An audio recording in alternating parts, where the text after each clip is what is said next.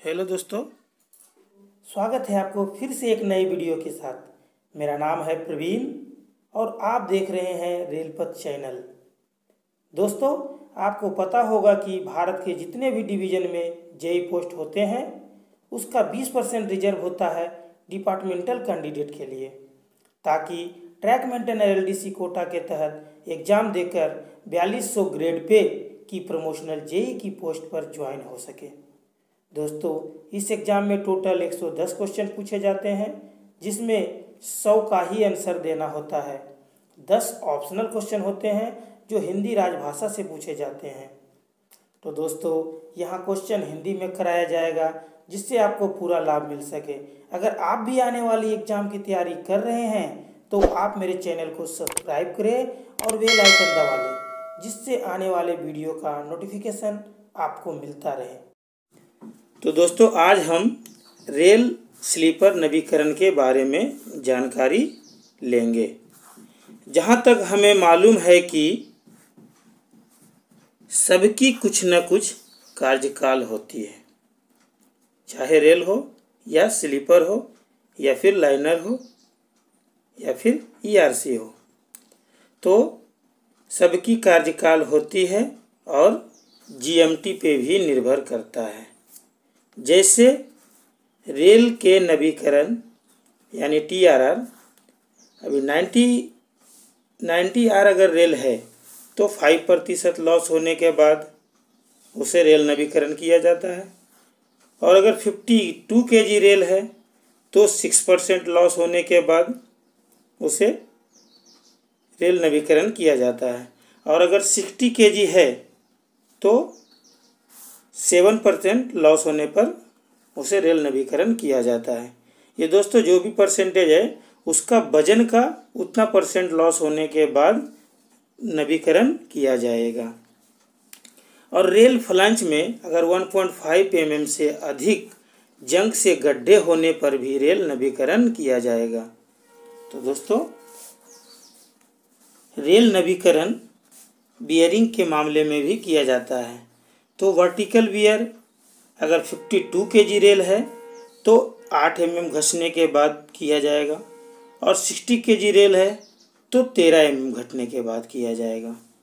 और lateral beer में सीधी अगर लाइन है और ए बी रूट है तो 6 mm घटने के बाद रेनुअल किया जाएगा, और अगर सीधी लाइन है और सी डी रूट है तो सी डी रूट के लिए 8 mm के बाद रेल रेनुअल किया जाएगा।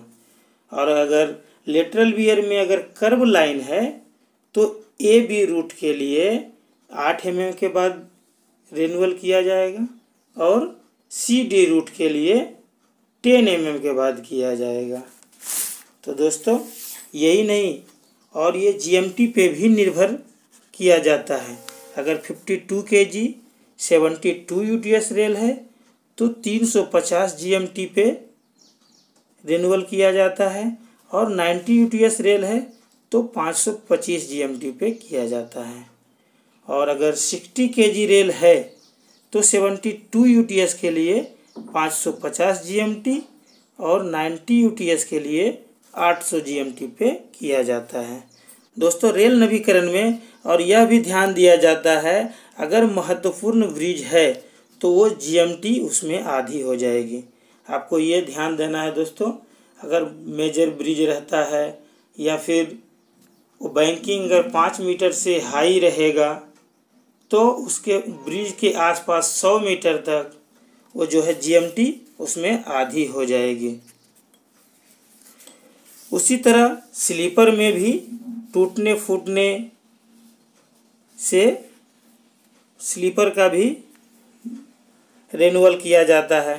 स्लीपर में फ्लंच के नीचे अगर 3 mm से अधिक गड्ढे हो गए, या फिर इंसर्ट खराब हो गया, या फिर इंसर्ट टूट गया, तो भी नवीकरण किया जाता है। तो दोस्तों, हम लोग इसी के बारे में अब एक एक करके हर चीज़ों को समझेंगे और क्वेश्चन करेंगे। तो दोस्तों, मैं अब क्वेश्चन के ऊपर लेकर चलता हूँ। 52 किलोग्राम रेल पर घिसाव के कारण सेक्शन की सीमित हानि %% है। तो इसका आंसर 6% हो जाएगा, आंसर ए हो जाएगा। 60 किलोग्राम रेल पर ऊर्ध्वाधर घिसाव की सीमा होती है। तो 60 किलोग्राम की ऊर्ध्वाधर घिसाव की सीमा कितना mm तक होती है? तो इसका आंसर डी हो जाएगा, 13 mm। ए रूट पर घुमावदार ट्रैक में रेल नवीकरण के लिए सीमित लेटरल घिसाव होती है। तो कितनी घिसाव तक परमिशन है? तो ये सीमित है 8 mm, आंसर डी हो जाएगा। बिखरे नवीकरण को डैश से प्रतिस्थापित किया जाता है। तो बिखरे हुए नवीकरण को जो है रिलीज किए गए उसी प्रकार के मरम्मत योग्य और लगभग उतने ही पुराने घटक के द्वारा प्रतिस्थापित किया जाता है। इसका आंसर बी हो जाएगा। बिखरे हुए नवीकरण पृथक स्थानों पर किए जाते हैं। तो बिखरे नवीकरण कैसे स्थानों पर किए जाते हैं? तो एक साल में एक गैंग बीट में 10 रेल या फिर 250 स्लीपर से अधिक नहीं करनी चाहिए। तो इसका आंसर ए हो जाएगा।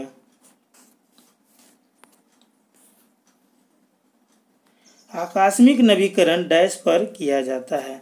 तो आकस्मिक नवीकरण जो है पृथक स्थान जहां निरंतर छोटे स्ट्रेच होते हैं वहां किया जाता है।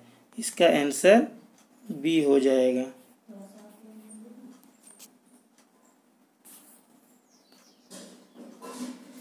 आकस्मिक नवीकरण डैश के लिए किया जाता है।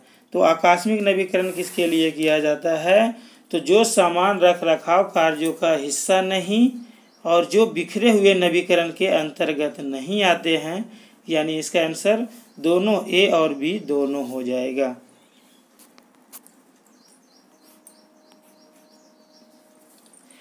बिखरे नवीकरण डैश के रूप में किए जाते हैं। तो बिखरे नवीकरण जो है सामान्य रखरखाव प्रचालनों के हिस्से में किए जाते हैं। इसका आंसर ए हो जाएगा।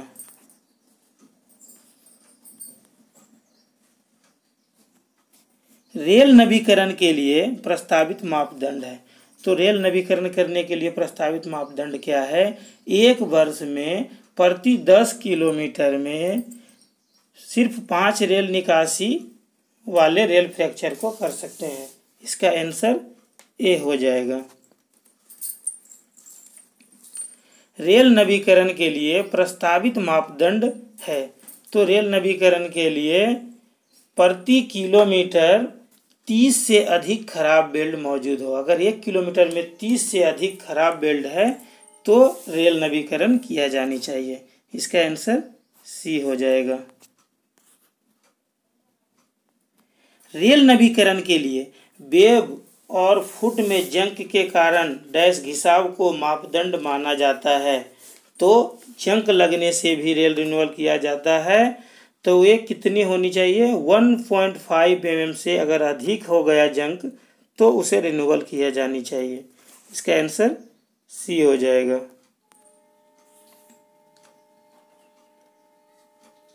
$52 किलोग्राम रेल पर वर्टिकल वियर घिसाई की सीमा डैश है। तो वर्टिकल घिसाई की सीमा कितनी है? तो इसका आंसर 8 mm है, ए हो जाएगा। ग्रुप ए और बी मार्गों में घुमावदार रेल पथ पर रेल नवीकरण के लिए सीमित पार्श्व घिसाई होती है, यानी लेटरल घिसाई कितनी होती है? तो ये 8 mm कर्व पे। आंसर सी हो जाएगा।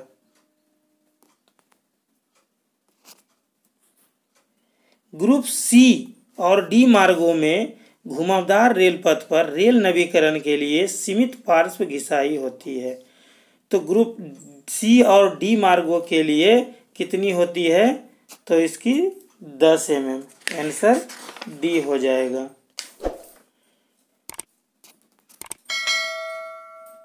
ग्रुप ए और बी मार्गों में सीधे रेल पथ पर रेल नवीकरण के लिए सीमित पार्श्व घिसाई होती है। तो सीधे मार्गों के लिए 6 mm होती है। इसका आंसर ए हो जाएगा। रेल टॉप टेबल के नीचे डैश पर पार्श्व घिसाई को मापा जाता है। तो वो कहाँ पे मापा जाता है? तो 13 से 15 mm यानी सी हो जाएगा। 13 से 15 mm के नीचे टॉप से मापा जाता है। इसका आंसर सी हो जाएगा। प्राथमिक नवीकरण के दौरान स्लीपर से स्लीपर के बीच गेज का लेइंग टॉलरेंस होनी चाहिए। तो स्लीपर से स्लीपर के बीच कितनी होनी चाहिए? तो ये 2 mm तक परमिशन है। इसकी आंसर बी हो जाएगा। प्राथमिक नवीकरण के दौरान हाई जॉइंटों का लेइंग टॉलरेंस होता है। तो अगर हाई जॉइंट है उसका लेइंग टॉलरेंस कितनी होती है? तो ये ±2 mm। इसका आंसर सी हो जाएगा। प्राथमिक नवीकरण के दौरान लो जॉइंटों का टॉलरेंस क्या होता है? तो लो जॉइंटों का टॉलरेंस 0 होनी चाहिए। इसका आंसर डी हो जाएगा। प्राथमिक नवीकरण के दौरान वर्गाकार जोड़ों का टॉलरेंस होता है। तो वर्गाकार जोड़ों का टॉलरेंस होता है ये ±10 mm होता है। इसका आंसर ए हो जाएगा। प्राथमिक नवीकरण के दौरान प्रत्येक 4 स्लीपर पर क्रॉस लेवल में लेइंग टॉलरेंस होता है। तो क्रॉस लेवल अगर आप चेक करते हैं तो उसका 4 स्लीपर के अंदर लेइंग टॉलरेंस कितनी होनी चाहिए? तो ये ±3 mm तक। आंसर बी हो जाएगा। प्राथमिक नवीकरण के दौरान सीधे ट्रैक में 10 मीटर कार्ड पर संरेखण का टॉलरेंस कितनी होनी चाहिए? तो 10 मीटर कार्ड से आप अगर माप रहे हैं तो उसकी ±2 mm से ज़्यादा टॉलरेंस नहीं होनी चाहिए। इसका आंसर सी हो जाएगा। प्राथमिक नवीकरण के दौरान 600 मीटर और अधिक रेडियस वाले घुमावदार ट्रैक में 20 मीटर कार्ड पर संरेखण का लेइंग टॉलरेंस होता है। तो इसका कितना होता है? तो इसका 5 mm होता है। आंसर बी हो जाएगा। प्राथमिक नवीकरण के दौरान 600 मीटर और उससे तेज रेडियस वाले घुमावदार ट्रैक में 10 मीटर कार्ड का संरेखण का लेइंग टॉलरेंस होगा। तो 10 मीटर कार्ड का लेइंग टॉलरेंस ये 10 mm होता है। आंसर ए हो जाएगा। प्राथमिक नवीकरण के दौरान मौजूदा और स्वीकृत रेखांश स्तरों के बीच लेइंग टॉलरेंस में भिन्नता डैश होती है। तो इसकी आंसर हो जाएगा ये 50 mm की भिन्नता होती है। आंसर डी हो जाएगा। अप्रचलित सेक्शन की श्रेणी 1 सामग्री जो विनिमय है को डैश माना जाता है। तो अप्रचलित सेक्शन की जो है श्रेणी माना जाता है तो उसे श्रेणी 1 माना जाता है। इसका आंसर ए हो जाएगा। श्रेणी 2 सामग्री में डैश शामिल होते हैं। श्रेणी 2 सामग्री में क्या शामिल होते हैं? तो अप्रचलित सेक्शन की सभी नई सामग्री और ट्रैक पर उपयोग के लिए और सभी मानक और अप्रचलित सामग्री। इसका आंसर सी होगा, दोनों ए और बी। श्रेणी 2 के ए रेल डैश में उपयोग के लिए फिट है। अगर श्रेणी 2 का ए रेल है तो कौन सी लाइनें के लिए फिट है? तो ए है, रनिंग लाइनें के लिए फिट है। आंसर ए हो जाएगा। श्रेणी 2 का बी रेल डैश में उपयोग के लिए फिट है। तो श्रेणी 2 का बी रेल किस लिए फिट है? तो ये गैर रनिंग लाइनों के लिए फिट है। इसका आंसर बी हो जाएगा। सभी महत्वपूर्ण पुलों के लिए प्रॉपर पुल और अप्रोच यानी दोनों तरफ 100 मीटर तक पर थ्रू रेल नवीकरण करने के लिए किए गए यातायात के कुल जीएमटी के संदर्भ में कार्यावधि ऐसे बड़े पुलों पर जहां बैंक की ऊंचाई डैश से अधिक है निर्धारित जीएमटी का आधा होगा। यानी अगर 5 mm बैंकिंग की हाइट है तो जो भी जीएमटी होगा कार्यकाल की, अगर समझो 60 kg 90 UTS का कार्यकाल 800 जीएमटी है तो वो 400 जीएमटी में ही रेल रिन्यूअल किया जाएगा। तो इसका आंसर 5 मीटर हो जाएगा।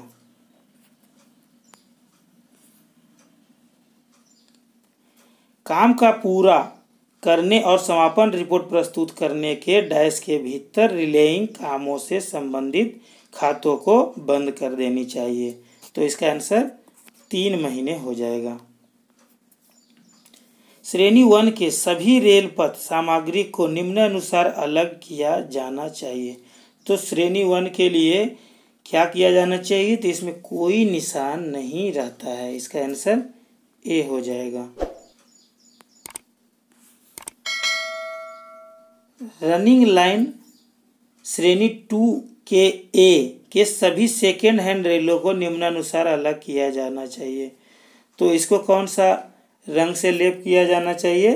तो इसे अंत में सफ़ेद रंग का लेप किया जाना चाहिए। इसका आंसर सी हो जाएगा। नॉन रनिंग लाइनों पर बिछाए जाने वाले श्रेणी 2 का बी के सभी सेकेंड हैंड रेलों को निम्नानुसार अलग किया जाना चाहिए। तो श्रेणी 2 का बी को कौन सा रंग से रंगा जाना चाहिए? तो ये अंत में पीले रंग का लेप से रंगा जाना चाहिए। इसका आंसर बी हो जाएगा। हर डैश के बाद थ्रू गिट्टी नवीकरण किया जाता है। तो ये 10 साल या 500 GMT जो भी पहले हो तो उसके बाद थ्रू नवीकरण किया जाता है। इसका आंसर सी हो जाएगा। मशीन टैंपिंग आरंभ करने से पहले और मौजूदा साफ गिट्टी कुशन कम होने पर थ्रू गिट्टी नवीकरण किया जाता है। तो गिट्टी का नवीकरण किया जाता है अगर 150 mm से कम हो गया कुशन तो किया जाता है। इसका आंसर डी हो जाएगा। गर्डर पुलों पर जब डैश दोषपूर्ण होते हैं और नवीकरण की आवश्यकता होती है तब पूरे स्पैन का नवीकरण किया जाना चाहिए। तो अगर गर्डर पुल पे आपको 20% या उससे अधिक दोषपूर्ण यानी क्षति टूटा फूटा कुछ है तो वो पूरे स्पैन का किया जाना चाहिए। उसका आंसर सी हो जाएगा। 60 किलोग्राम पॉइंट एंड क्रॉसिंग के थ्रू रेल नवीकरण के लिए मापदंड फैब्रिकेटेड स्विचों की कारजब्दी होती है। तो फैब्रिकेटेड स्विच की जो कारजब्दी होती है वो होती है आपको 300 GMT होती है। इसका आंसर डी हो जाएगा। 52 किलोग्राम पॉइंट एंड क्रॉसिंग के थ्रू रेल नवीकरण के लिए मापदंड फैब्रिकेटेड स्विचों की कारजब्दी होती है। तो ये अगर 52 किलो की पॉइंट एंड क्रॉसिंग के फैब्रिकेटेड स्विच है तो उसकी होती है 250 GMT। इसका आंसर सी हो जाएगा।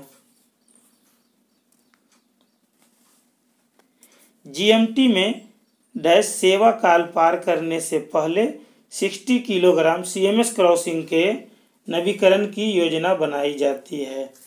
तो 300 GMT पार होने से पहले ही नवीकरण की योजना बनाई जाती है। तो इसका आंसर डी हो जाएगा। मैं इसके और भी महत्वपूर्ण क्वेश्चन है मैं अगले पार्ट में कराऊंगा।